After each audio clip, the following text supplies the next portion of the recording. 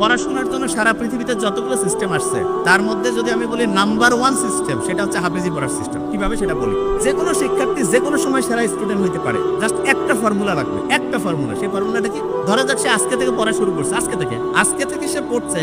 এখন যা পড়বে জাস্ট 1 ঘন্টা পরে কিন্তু 56% জিনিস সে ভুলে যাবে, একদিন পরে 70% ভুলে যাবে, এক সপ্তাহ পরে 80% ভুলে যাবে। তার মানে আমরা যা কিছু পড়ি, যা কিছু শুনি, 80% জিনিস 7 দিন পরে নাই।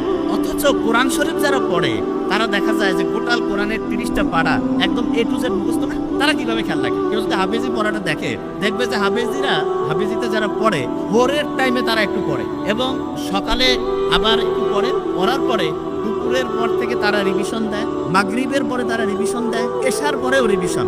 সারাদিনে যে টাইমটা তারা পড়ে ক্যালকুলেশন করলে দেখা যাবে 70% থেকে 80% টাইম তারা রিভিশন দেয়, 70 থেকে 80% টাইম তারা শুধু রিভিশন দেয়। এবং ইন্টারন্যাশনালি বলতেছে যে একটা স্টুডেন্ট অসাধারণ হবে যদি সে দৈনিক যে পরিমাণ টাইম পড়ে তার 70% টাইম সে যদি রেগুলার রিভিশন দেয় তাহলে সে অসাধারণ স্টুডেন্ট হবে। এবং একটা স্টুডেন্ট যখন হচ্ছে যে হাফেজি পড়ে তখন তার ব্রেইনের মধ্যে কিন্তু একটা আলফা ওয়েভ তৈরি হয়, আলফা ওয়েভ।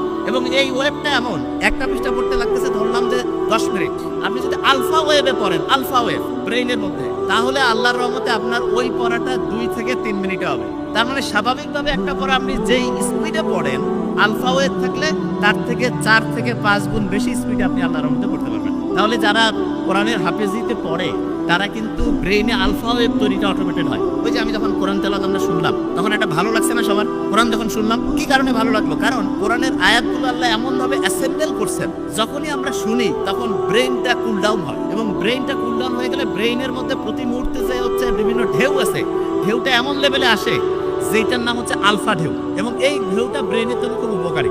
দেখেন সায়েন্স যে আবিষ্কার হচ্ছে, আপনারা দেখবেন কোরআনে একটা আয়াত আছে যে উটকে আমি কেমনে বানাইছি, এটা কি তোমরা দেখবা না? উট কিছুদিন আগে আবিষ্কার হইলো যে উটের যে চোখের পানি আছে না, এই চোখের পানির মধ্যে এমন এক রকমের মেডিসিন আছে যেটা প্রায় 30 রকমের সাপের যে বিষ সেটাকে নিষ্ক্রিয় করতে পারে। ওই যে রাসেল ভাইপারের নাম শুনলাম না, খুব আলোড়ন সৃষ্টি করছিল।